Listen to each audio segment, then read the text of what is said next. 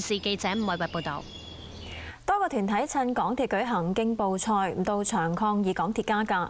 港鐵主席錢果豐話：票價係根據可加可減機制釐定，認為車費合理。抗議港鐵瘋狂加價！社民連10幾名成員由中環匯豐銀行總部遊行到遮打道港鐵競步賽嘅比賽場地，抗議港鐵連續4年加價，罔顧民生。佢哋試圖行近頒獎台，被大會人員同埋警員阻止。警察，你唔係警察，你冇入到嚟！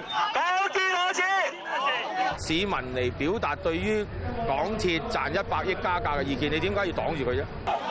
多個基層團體亦都不滿港鐵多次加價，將寫上抗議標語嘅氣球交俾港鐵主席錢果豐同埋運輸及房屋局局長張炳良。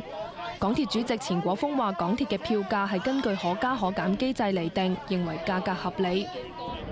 我哋做任何事情呢，都會考慮到市民嘅負擔能力呢，一定係我哋考慮嘅因素之一㗎啦。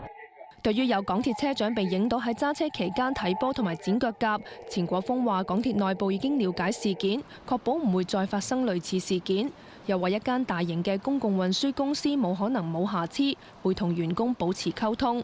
無線電視記者李盼龍報道。山頂盧吉道起酒店計劃繼續有團體反對，